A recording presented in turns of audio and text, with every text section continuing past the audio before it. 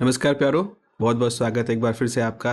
जैसा कि आप देख रहे हैं, आज हमारे पास जो टॉपिक है that is the magnetic materials. Magnetic materials अगर मैं बात करूं तो अगर आप वैसे तो आप फर्स्ट ईयर में इस बार अगर आप electrical engineering basic electrical engineering का पेपर पढ़ रहे हैं तो वहाँ पर मैग्नेटिक मटेरियल्स का एक यूनिट होगी। पॉसिबली शायद वो यूनिट 3 या मॉड्यूल 3 ऐसे मोस्टली होता है, और आपके यहाँ चेंज भी हो सकता है।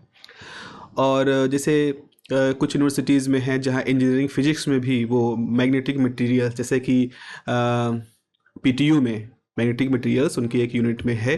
तो हम आज जो ये लेक्चर पढ़ रहे हैं ये इलेक्ट्रिकल इंजीनियरिंग के लिए भी आपको सहायता देगा to understand the magnetic materials, और अगर आप इंजीनियरिंग फिजिक्स में है आपके टॉपिक तो आपको सहायता देगा। तो sir two way benefit kind of thing.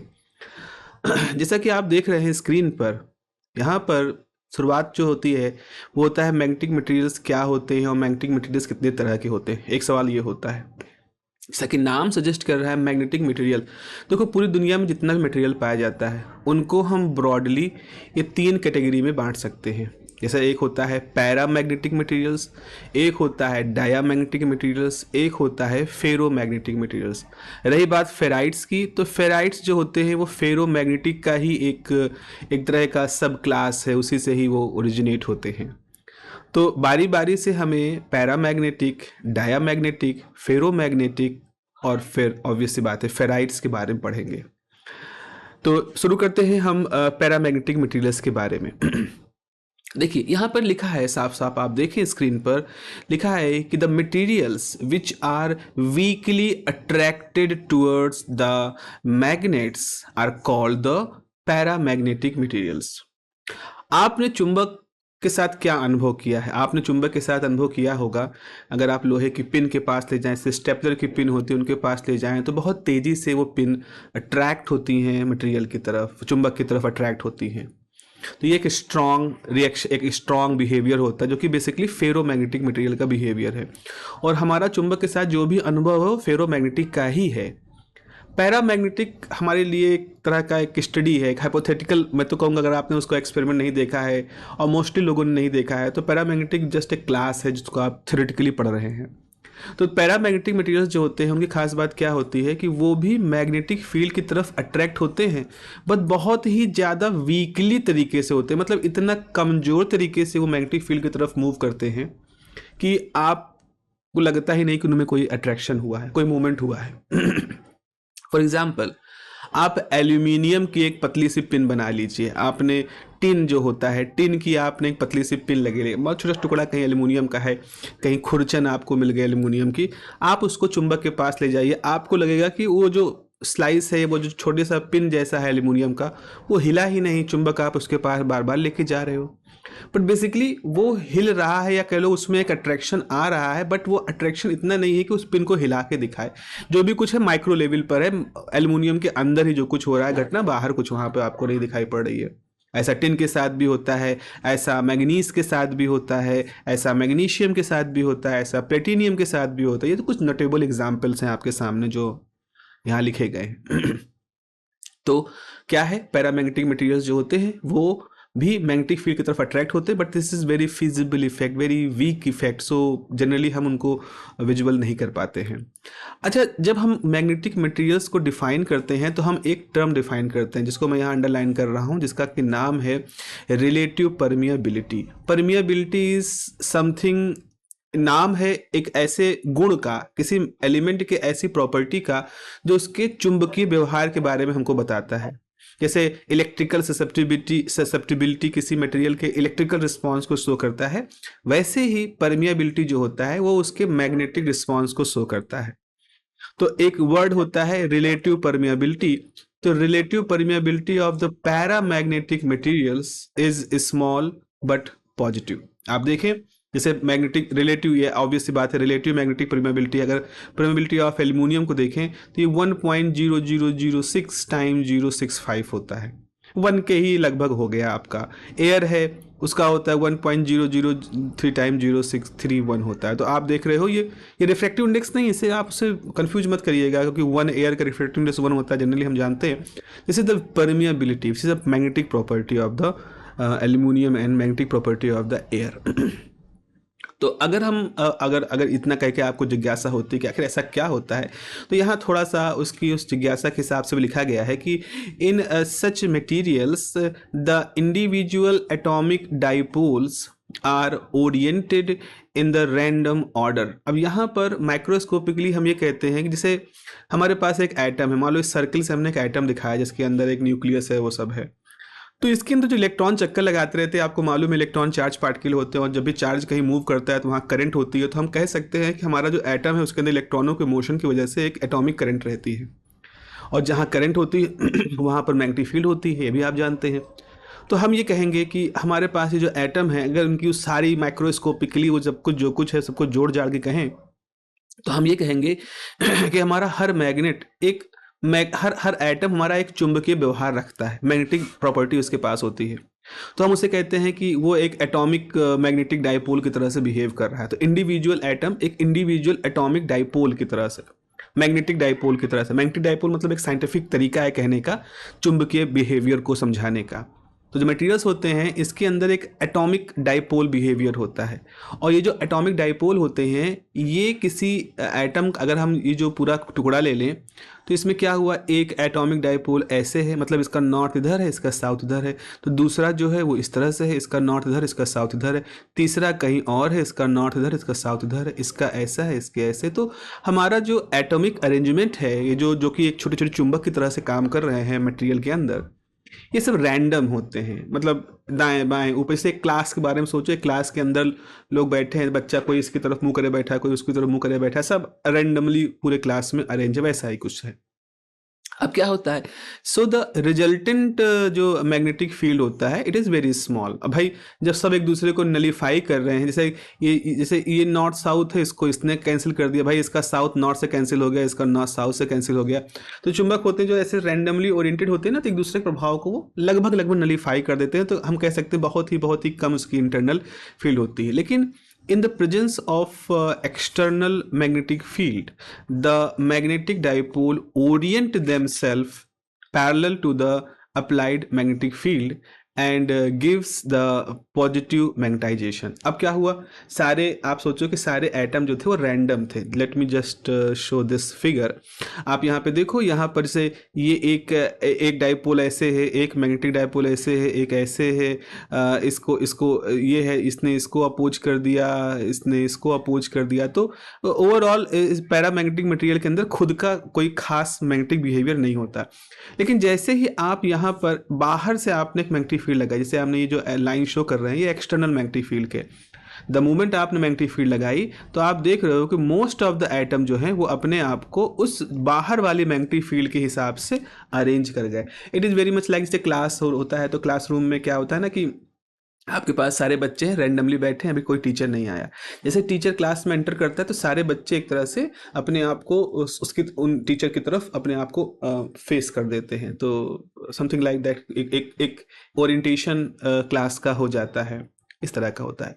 तो यहाँ पर लिखा है कि since this orientation of the dipole is not complete so the magnetization is small. चूँकि यहाँ पर भी और भी फैक्टर होते हैं, किसी न किसी थर्मल एनर्जी, किसी न किसी तरह के म्यूचुअल इंटरेक्शंस जो होते हैं वो डिस्टर्बेंस करते रहते हैं। तो एक तरह का ओरिएंटेशन होता तो है but it is not perfect. So ऐसा नहीं होता कि इतना ओरिएंटेशन हो जाता है कि मटेरियल एक बहुत ही स्ट्रांग तरीके से अपने सामने वाले चुंबकीय क्षेत्र की तरफ एक रिस्पॉन्स दिखाए। तो हम यहाँ पर एक बहुत ही स्मॉल सा, बहुत ही कमज़ोर सा मैग्नेटिज्म डेवलप होता है, जो कि जनरली हम नहीं देखते हैं। एल्युमिनियम के साथ ऐसा होता है।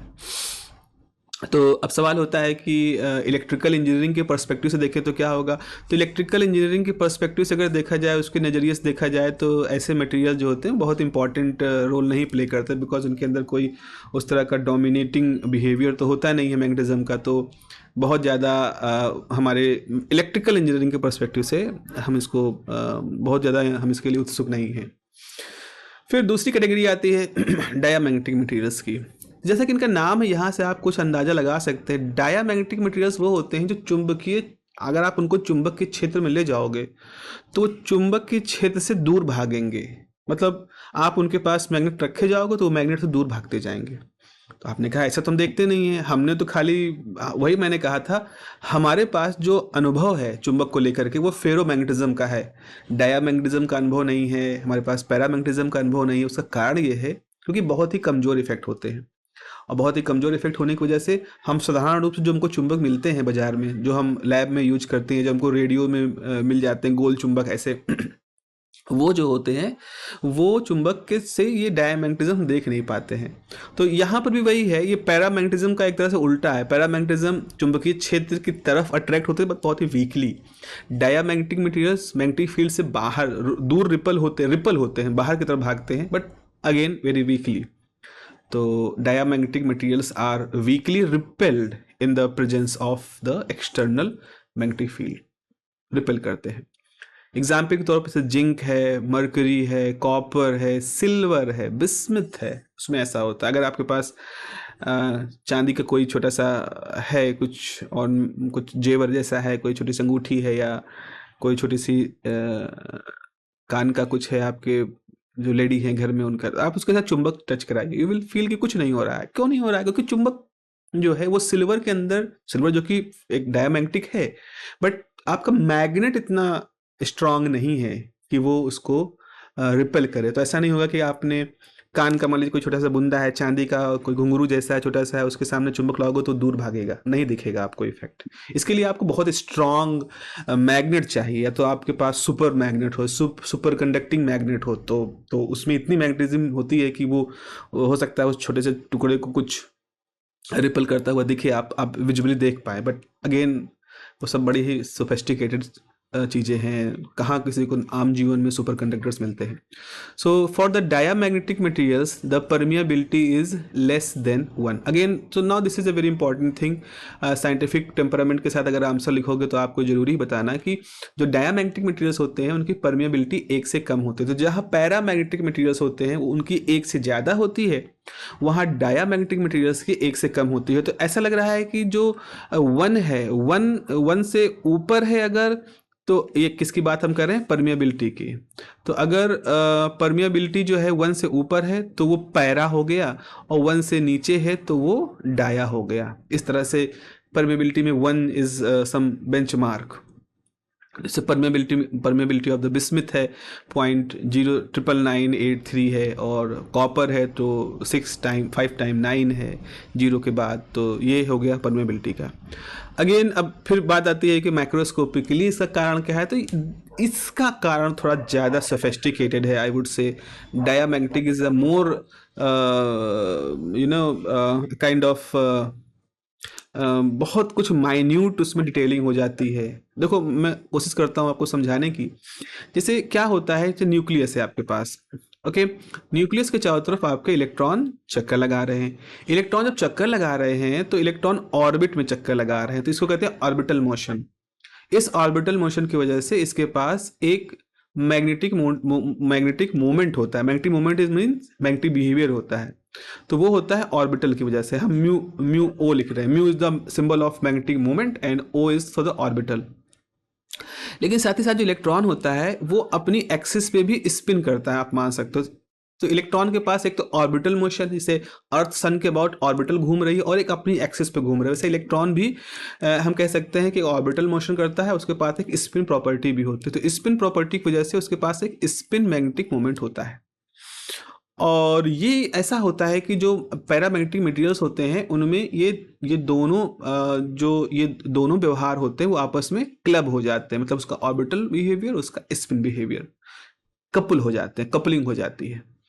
अब एक ऑर्बिट में 2 इलेक्ट्रॉन है, एक एंटी क्लॉकवाइज घूम रहा है, एक क्लॉकवाइज घूम रहा है, और दोनों के म्यू नॉट और म्यू एस हैं। तो एक दूसरे को नॉर्मली दोनों एक स्पीड से घूम रहे हैं तो कैंसिल कर देते हैं। तो डायमैग्नेटिक बिहेवियर शो नहीं होता जब तक कि आप चुंबक नहीं लगाते हो। द मोमेंट आप चुंबक अप्लाई करते हो, बाहर से आपने मैग्नेटिक फील्ड लगाया, तो उसमें क्या होता है, एक इलेक्ट्रॉन की स्पीड बढ़ जाती है और एक इलेक्ट्रॉन की स्पीड घट जाती है। तो शुरू में क्या हो रहा था, दोनों इलेक्ट्रॉन ऑर्बिट में उल्टा घूम रहे थे, एक दूसरे के इफेक्ट को, एक का इफेक्ट ऐसे है एक का इफेक्ट ऐसा है, कैंसिल कर दे रहे थे। लेकिन जैसे आप इससे मैग्नेटिक फील्ड लगाते हो तो क्या होता है, एक का इफेक्ट कम होने लगता है, दूसरे का इफेक्ट बढ़ने लगता है। तो मैग्नेटिक फील्ड की प्रेजेंस में जो मोशन है ये डिस्टर्ब होते हैं, मॉडिफाई होते हैं आई वुड से, और उसकी वजह से क्या होता है, एक तरफ का बिहेवियर इम्प्रूव होता है, एक तरफ का बिहेवियर डिक्रीज करता है। और होता ये है, वो पूरी थ्योरी है उसके पीछे लैंगुआ की, वो होता ये है कि वो डायरेक्शन जो मैग्नेटिक फील्ड के अपोज से, एक तरह से लेंज लॉ नहीं होता है कि अपोज होता है, वैसा ही कुछ हम सोच सकते हैं कि वो डायरेक्शन वहां पर स्ट्रांग होती है मैग्नेटिक फील्ड की, जो चुंबक से दूर ले जाती है। तो मैग्नेटिक फील्ड जो हम इस पे अप्लाई करते हैं, तो जो ये ऑर्बिटल मोशन होते हैं ये एक तरह से डिस्टर्ब होते हैं, या कह लो एक तरह से अल्टर होते हैं, बदलते हैं, और इसकी वजह से जो मैग्नेटिक फील्ड के अपोजिट डायरेक्शन की मैग्नेटिक इफेक्ट है वो इम्प्रूव हो जाता है। इलेक्ट्रॉन की एक स्पीड कम ज़्यादा ऐसे होती है कि वो उस तरफ का इम्प्रूव हो जाता है, और जो मटेरियल होता है वो अपोजिट डायरेक्शन में भागना शुरू कर देता है। बहुत ही शॉर्ट में मैंने कोशिश की बताने की, बहुत ही डिटेल थ्योरी है, लैंगुआ थ्योरी है इसके पीछे। तो यहाँ पर माइक्रोस्कोपिकली क्या होता है कि in the diamagnetic materials the magnetic effect caused by the orbital motion of electron and due to the axial rotation, that is the spin of the electron, cancel each other। ठीक है, एक दूसरे के effect को cancel करते रहते हैं।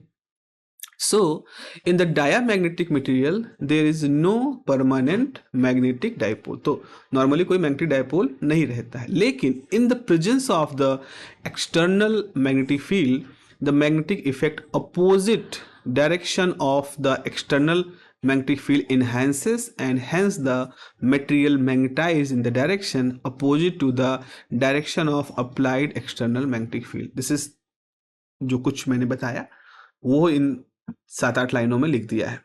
आप एक बार फिर से पढ़ लीजिएगा, इसको नोट कर लीजिएगा, तो आप समझ जाएंगे इसको। फिर से थोड़ा सा आपको मनन चिंतन करना पड़ेगा एक बार उस आइडिया को अडॉप्ट करने के लिए। फिर बात आती है कि क्या एप्लीकेशन के बेस के कैसे हैं। तो अगर हम फिर से वही बात करें कि पैरामैग्नेटिक की तरह से अगर diamagnetic materials are also not very important from the point of view of the electrical engineering perspective. Again physics में तो शायद हम कुछ थोड़ा सा अलग तरह से देख सकते हैं। अब आते हैं अपने सुपरस्टार मैग्नेट, जो असली मैग्नेटिक मटेरियल हैं, मतलब फेरोमैग्नेटिक ही तो मैग्नेटिक मटेरियल है, बाकी तो कोई हल्का फुल्का हो रहा है, कोई बाहर भाग रहा है। Ferromagnetism is the main hero of this story. तो जैसा यहाँ लिखा है कि the ferromagnetic materials like iron, nickel, cobalt and some of their alloy are strongly attracted towards the direction of the external magnetic field। और ये attraction आप सबने देखा है, स्टेपलर की पिन, लोहे की पिन, कील के साथ आपने देखा है। The magnetic permeability of the ferromagnetic material is very large। अगर हम permeability की बात करें तो मैंने बताया था कि 1.000 टाइम्स permeability होती है पैरा की, 0.999 टाइम्स होती है डाया की।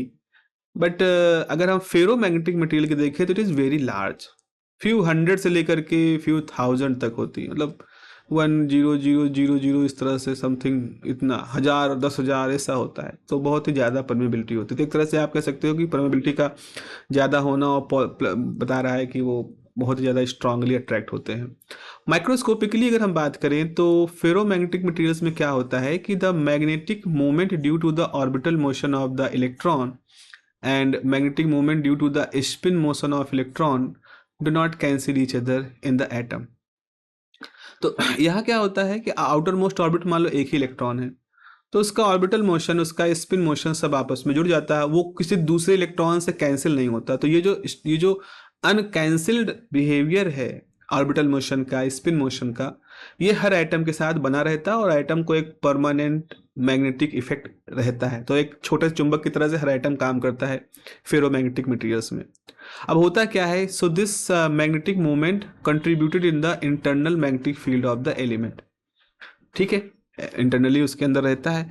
अब इसके साथ एक वायस की थ्योरी है जो मैं ये ऐसे बता सकता हूँ कि जैसे अगर हम सोचें कि हमारे पास एक मटेरियल है, let me just draw this, देखो जी हमारे पास एक मटेरियल है। इस मटेरियल के अंदर हम क्या कह सकते हैं, कुछ इलाके बना सकते हैं, उनको हम डोमेन कहते हैं। जैसे हमने कुछ रीजन्स बना दिए, जैसे ये हम कुछ रीजन्स जैसे रैंडमली हम बना रहे रीजन्स हैं। अब होता क्या है कि एक खास तरह के जो मैग्नेटिक एटॉमिक मैग्नेट हैं वो एक डोमेन में अरेंज होते हैं। जैसे यहाँ पे ये अरेंज है, यहाँ आपकी इस तरह से जो रेड दिखा रही है ये अरेंज है, कहीं पर इस तरह से अरेंज है, कहीं पर इस तरह से बहुत सारे आइटम जो हैं अरेंज हैं। और कुछ और बना लेते हैं, कुछ इस तरह से अरेंज हैं, इस तरह से अरेंज हैं, इस तरह से अरेंज है। तो इस तरह से ये जो आपको इलाके दिख रहे हैं इनको डोमेन कहा जाता है। और हर डोमेन में जो एटॉमिक मैग्नेट हैं वो एक खास तरह से अरेंज होते हैं, इस तरह से अरेंज है। देख रहे हो इनकी नॉर्थ, इनकी एरो दिखा रहा है कि इनका नॉर्थ नीचे है, साउथ एरो की तरफ नॉर्थ और उसके टेल की तरफ साउथ है, इस तरह से।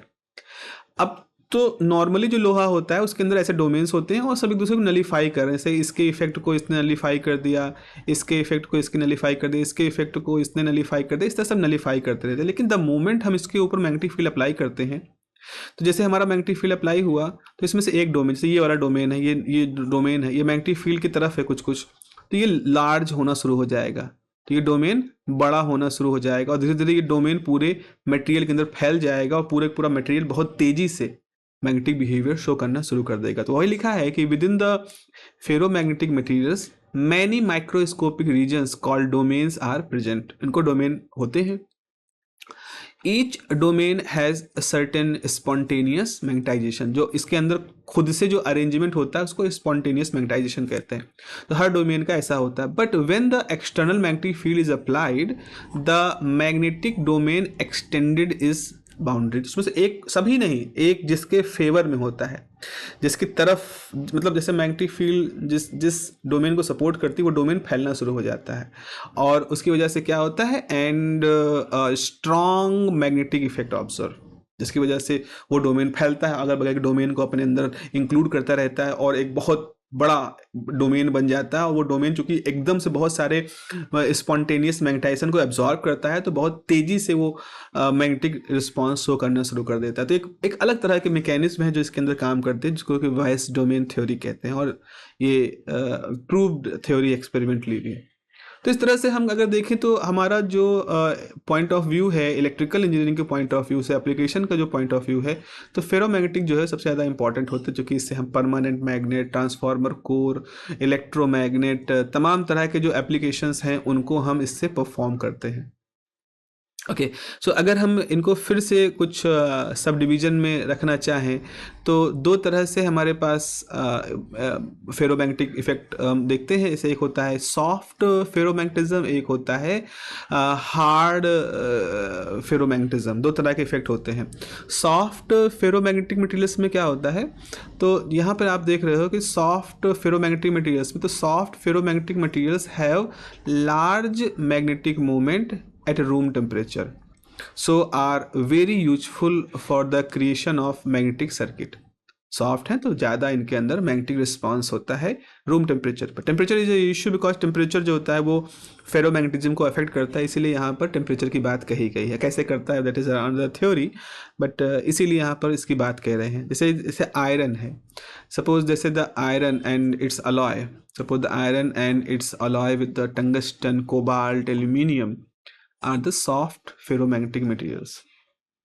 अगर हम कहें कि इस मटेरियल के अंदर हाई रिलेटिव परमेबिलिटी होती है, इनकी लो कोरिसिव फोर्स होता है। अच्छा, ये कोरिसिव फोर्स क्या होता है, इसको आप तब समझोगे जब आप मैग्नेटाइजेशन कर्व पढ़ोगे या हिस्टेरेसिस पढ़ोगे, तब आप इसको समझोगे what is the meaning of coercive force. But अभी आप समझ लो कि सॉफ्ट फेरोमैग्नेटिक मटेरियल ऐसे होते हैं जिनमें कि हाई रिटेंटिविटी होता है और इनका जो कोरिसिव फोर्स होता है वो कम होता है। अच्छा, यही कोरिसिव फोर्स के कम होने की वजह से इनको सॉफ्ट कहा जाता है। तो कोरिसिव फोर्स अगर मैं बहुत डिटेल में ना जाऊं, एकदम शॉर्ट में बताऊं, तो होता क्या है कि हर फेरोमैग्नेटिक मटेरियल के अंदर मैग्नेट लगाओ, उसके बाद मैग्नेट हटा दो। तो जैसे आप मैग्नेट हटाओगे तो उनके अंदर एक मेमोरी पावर होती है। तो फेरोमैग्नेटिक मटेरियल जो होते हैं ना वो अपने अंदर मैग्नेटिज्म छुपा ले जाते हैं, रेसिडुअल मैग्नेटिज्म को कहते हैं। तो हर मटेरियल के अंदर, हर फेरोमैग्नेटिक मटेरियल के अंदर चुंबक लगाने के बाद चुंबक हटा दिया जाए तो उनके अंदर एक चुंबक को बचाए रखने की एक पावर होती है, इसको हम रेसिडुअल मैग्नेटिज्म कहते हैं। अगर आपको वो रेसिडुअल मैग्नेटिज्म हटाना है तो आपको एक अपोजिट डायरेक्शन में फोर्स लगाना पड़े, तो कोरिसिव फोर्स कहते हैं। तो जो सॉफ्ट फेरोमैग्नेटिक मटेरियल होते हैं इनमें कोरिसिव फोर्स बहुत कमजोर होता है, मतलब ऐसे मटेरियल को आप थोड़ा सा अपोजिंग फोर्स लगाओ वो अपना सारा मेमोरी जो है वो लॉस कर देंगे। तो बहुत ही नाजुक से होते हैं भाई, चुंबक लगाओ हटा लो, अपने अंदर उन्होंने एक मेमोरी डेवलप कर ली। लेकिन जैसे आपने थोड़ा सा अपोजिंग फोर्स लगाया, उन्होंने अपनी सारी मेमोरी गायब कर दी, मतलब सॉफ्ट, समथिंग सॉफ्ट टाइप, इसीलिए इनको सॉफ्ट कहते हैं। तो वही चीज़ यहाँ पर देखो अगली लाइन में लिखा भी है कि they material are low coercive and could be easily magnetise and demagnetise. तो वो जो मेमोरी हटाने वाली बात होती है उसको डीमैग्नेटाइजेशन कहते हैं, और जो मेमोरी डालने वाली बात होती है उसको हम मैग्नेटाइजेशन कहते हैं। तो लो कोरोसिव फोर्स की वजह से इनको डीमैग्नेटाइज करना आसान होता है और इसीलिए इनको हम ऐसा कहते हैं। अच्छा, इनके लिए जो हिस्टैरिसीस लॉस होता है वो कम होता है इनका। अब हिस्टैरिसीस लॉस अगेन वही मैग्नेटाइजेशन कर्व की बात आएगी तो हम लोग देखेंगे, वैसे इनका हिस्टैरिसीस लॉस जो होता है कम होता है। हार्ड फेरोमैग्नेटिक मटेरियल उल्टे होते हैं। जैसे hard ferromagnetic materials are difficult to magnetise and demagnetise. तो ये मतलब सारा काम इनका उल्टा होता है। जहाँ सॉफ्ट को आसानी से हम मैग्नेटाइज डीमैग्नेटाइज कर सकते हैं, उनको मेमोरी दे सकते हैं और फिर उनकी मेमोरी उनसे गायब करवा सकते हैं, यहाँ पर थोड़ा डिफिकल्ट होता है। Such materials have low permeability and very high coercive force. Coercive force high होने का मतलब है आपको बहुत एफर्ट करने पड़ेंगे आपको बहुत एफर्ट करने पड़ेंगे तब आप उनका मैग्नेटाइजेशन खत्म कर पाओगे। Like cobalt and its alloy with the nickel, aluminium and iron are the hard ferromagnetic materials.